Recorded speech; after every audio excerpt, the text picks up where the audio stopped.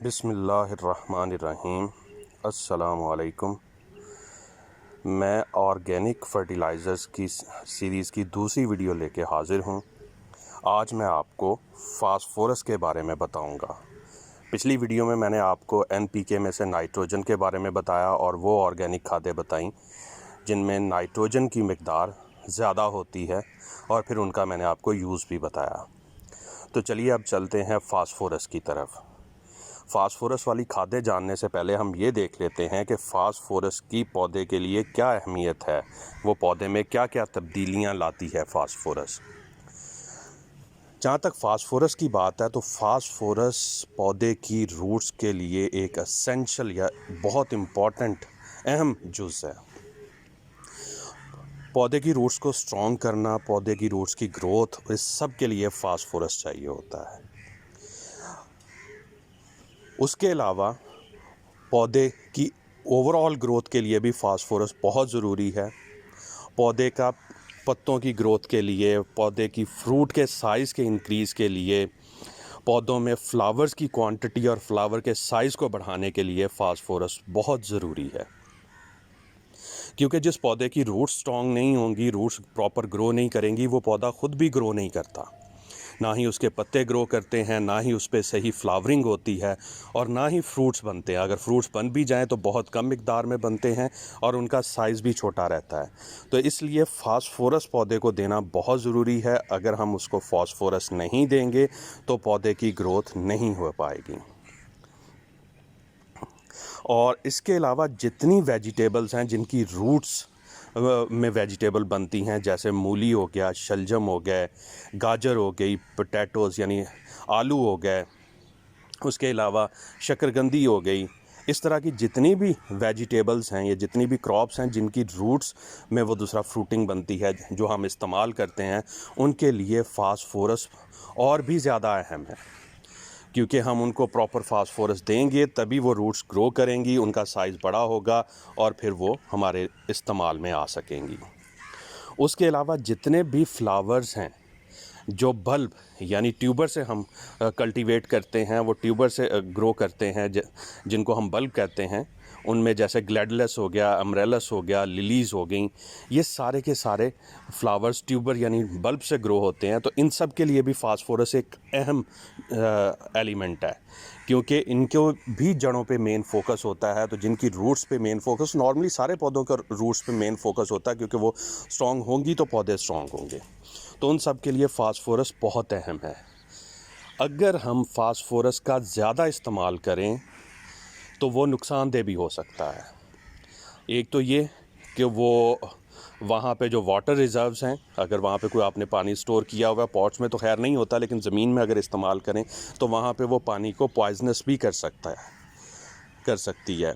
और उसके अलावा फास्फोरस का एक्सेसिव यूज़ जो है वो आपकी सॉइल को अल्कलाइन कर देता है। और मेजॉरिटी पौधे जो हम लोग घरों में ग्रो करते हैं, जैसे रोज़ हो गया, फ्लावर प्लांट्स हो गए, फूलों वाले जो पौधे हैं, उसके अलावा आपके जितने सिट्रस फैमिली के फ्रूट्स हैं या जितने फ्रूटिंग प्लांट्स हैं, उनमें मेजॉरिटी प्लांट्स को एसिडिक सॉइल पसंद होती है। अगर हम एक्सेसिव फास्फोरस यूज़ कर देंगे तो उनकी सॉइल जो है वो अल्कलाइन हो जाएगी। तो इसलिए इसका यूज़ बहुत देखभाल के करना पड़ता है। और फिर मैं आपको ये भी बताऊं, मैंने पिछली वीडियो में भी बताया था कि हमारी जो ऑर्गेनिक फ़र्टिलाइज़र्स हैं ये स्लो रिलीज़ होती हैं। तो इसके इस्तेमाल में ये भी एहतियात करनी है कि बार बार यूज़ नहीं करना, बस मैक्सिमम महीने में एक दफ़ा। उसके बाद यानी महीने में एक दफ़ा इस्तेमाल करना है, फिर 1 महीने बाद आप दोबारा इस्तेमाल करेंगे। ये नहीं है कि आप महीने में 2-2 3-3 दफ़ा देते रहें, कोई फ़ायदा नहीं होगा उसका। क्योंकि जब हम ये फ़र्टिलाइज़र देते हैं, यानी ऑर्गेनिक फ़र्टिलाइज़र पौधों को देते हैं, तो वो टाइम लगता है उनको एब्ज़ॉर्ब करने में, वो टाइम लगता है, प्रोसेस होता है, फिर उसके बाद वो जाके पौधे इस्तेमाल करते हैं। तो उसके लिए कम से कम 1 महीना तो चाहिए होता है। तो चलिए अब चलते हैं और एक एक करके देखते हैं कि कौन सी ऑर्गेनिक फ़र्टिलाइज़र्स हैं जो रिच फास्फोरस रखती हैं, यानी जिनमें फ़ास्फोरस की मिक़दार ज़्यादा होती है।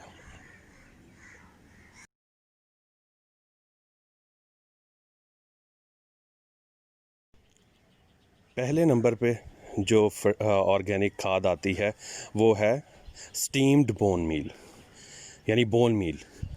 जो जानवरों की हड्डियों से बनाया जाता है, उनको स्टीम करके, तो उनको क्रश करके, ग्राइंड करके, तो ये खाद तैयार होती है। इसमें जो फास्फोरस की मिक़दार है वो तकरीबन 12 से 18% तक होती है। इसमें नाइट्रोजन नहीं होती, फास्फोरस होती है, और तकरीबन 6%, 5 to 6% के करीब जो है इसमें पोटासियम होती है। और इसमें जो रिच होती है वो फास्फोरस होती है, यानी वो 12 से 18% तक इसमें फ़ास्फोरस की मिक़दार मौजूद होती है। उसके अलावा इसमें कैल्शियम होती है, और कैल्शियम के अलावा इसमें आयरन की भी अच्छी खासी मिक़दार अवेलेबल होती है, जो पौधों की ग्रोथ के लिए ज़रूरी है। यहाँ एक चीज़ मैं आपको और बता दूं कि फ़ास्फोरस का पौधों के बीज बनने के लिए बहुत अहम रोल है। और दूसरा, पौधों में बीमारियों के ख़िलाफ़ जो क़ुव्वत मुदाफ़अत है वो पैदा करने में भी फ़ास्फोरस का एक अहम रोल है। अब बात करते हैं कि हम बोन मील को यूज़ कैसे करेंगे। जिस तरह मैंने नाइट्रोजन में बताया था, जितनी ड्राइड ये भी ड्राई फॉर्म में ही यूज़ होगा कि हम सबसे पहले पौधे की गोडी कर लेंगे, और 12 इंच के पॉट में 2 टेबलस्पून महीने में एक दफ़ा डाल देंगे, डाल के गोडी कर देंगे, और गोडी करके हम उसकी वाटरिंग कर देंगे, पानी दे देंगे, तो वो ऑटोमेटिकली उसकी जो सॉइल है उसमें एब्जॉर्ब हो जाएगी, और एब्जॉर्ब होकर आहिस्ता आहिस्ता फिर रिलीज़ होकर पौधे को जड़ों के थ्रू मिलती रहेगी। यहाँ एक और चीज़ मैं आपको बताऊं कि अगर सॉइल का पीएच लेवल 7 से ज़्यादा हुआ तो फिर पौधा ये फास्फोरस नहीं लेगा। तो इसलिए हमेशा जो है ना, सॉइल को चेक कर लिया करें जब आप फर्टिलाइज़ करें। एक बहुत सस्ता सा 1000-1200 रुपये का मीटर मार्केट में मिलता है, आप वो बाय कर लें, ऑनलाइन स्टोर्स पे अवेलेबल है। उसको आप सॉइल में चेक कर लें। सॉइल की जो पीएच लेवल है वो 5.5 से लेकर 7 के दरमियान होगी, तो ये पौधे के लिए बहुत अच्छी होती है, और इसमें वो बहुत तेज़ी से अपनी खुराक जड़ों से लेता है, अपनी सॉइल में से ले लेता है। और इसका अगर पीएच ज़्यादा हो, इसके पीएच को कम कैसे करेंगे उस पे भी इंशाल्लाह मैं आपको जल्दी एक वीडियो दूंगा, ताकि आप लोगों का ये मसला भी हल हो। मैंने भी मुझे भी पीएच लेवल ज़्यादा होने की वजह से बहुत प्रॉब्लम हुए थे फ़र्स्ट टाइम। तो फिर मैंने बहुत रिसर्च की, और उसके बाद मैंने, अल्लाह का शुक्र है कि इसका सलूशन मिल गया, और बड़ा सस्ता सलूशन है, जो मैं आपसे एक और वीडियो में शेयर करूँगा कि किस तरह आप सॉइल के पीएच लेवल को कम कर सकते हैं।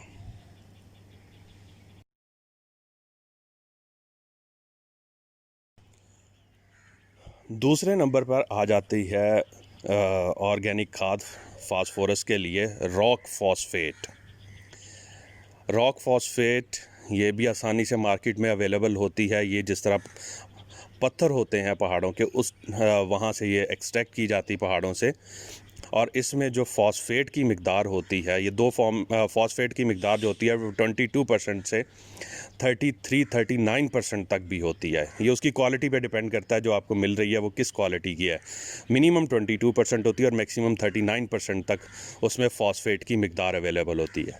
लेकिन उसमें ना तो नाइट्रोजन होती है, ना पोटासियम होती है, सिर्फ़ और सिर्फ वो फ़ॉस्फोरस का सोर्स है। और ये भी पौधे को यानी स्लो रिलीज़ फर्टिलाइज़र का काम करती है, और ये पौधे को उसी तरह हम देंगे। इसका ग्राइंडेड पाउडर जो है वो 1 टेबलस्पून 12 इंच पॉट के लिए, इसमें ज़्यादा नहीं डालेंगे क्योंकि ये रिच फास्फोरस है। तो हम 1 टेबलस्पून 12 इंच पॉट में डालेंगे, गोडी करके मिक्स कर देंगे, और मिक्स करके हम उसको पानी दे देंगे। और ये भी वंस इन अ मंथ ही करना है। ऑर्गेनिक फर्टिलाइज़र्स के लिए मैं बार बार आपको बता रहा हूँ कि इसको रिपीटेडली, बहुत फ्रीक्वेंटली नहीं करना। मिनिमम जो गैप आपने देना है वो 1 महीने का देना है। और गैप मैंने आपको पहली वीडियो में भी बताया था, गैप हमेशा रेगुलर रखना है, इर्रेगुलर गैप नहीं बनाना। यानी अगर आप 1 महीने के बाद दे रहे हैं तो हर 1 महीने के बाद देंगे। अगर आप 1.5 मंथ के बाद दे रहे हैं तो हर 1.5 मंथ के बाद उसको ये देंगे। यानी 1.5 महीने बाद दे रहे हैं तो 1.5 महीने बाद उसको खाद देंगे।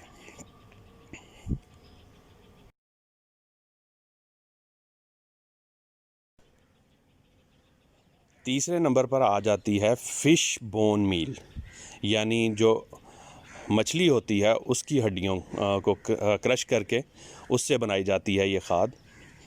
वो दूसरी जो फर्स्ट मैंने आपको बताई थी वो थी एनिमल बोन मील, तो वो जानवरों की हड्डियों से होती है। और ये फ़िश बोन मील, ये फ़िश की हड्डियों से होती है। ये थोड़ी एक्सपेंसिव खाद होती है, बट इसमें फ़ास्फोरस की मिक़दार नॉर्मल एनिमल बोन मील से ज़्यादा होती है। मतलब उसमें मैंने आपको बताया था 12 से 18%, 15% तक होती है, इसकी 18 से 20% इसमें फास्फोरस होती है और 3 to 5% इसमें पोटासियम होती है। इसमें भी नाइट्रोजन नहीं होती, बट ये इजीली अवेलेबल नहीं है। मैंने पिछली वीडियो में भी जो इजीली अवेलेबल नहीं थी उस खाद को सबसे लास्ट पे रखा था, और इसमें भी सबसे लास्ट पे इसको रखने की वजह ही ये है कि ये इजीली अवेलेबल नहीं है। आउट ऑफ कंट्री यानी पाकिस्तान से बाहर तो शायद ये आपको आसानी से मिल जाए, लेकिन पाकिस्तान में बहुत मुश्किल है इसका मिलना। इसमें भी दूसरा फास्फोरस के अलावा कैल्शियम अच्छी खासी मिकदार में होता है, और उसके अलावा आयरन की भी क्वांटिटी होती है, लेकिन आयरन कम होता है, लेकिन कैल्शियम की क्वांटिटी इसमें ज़्यादा होती है।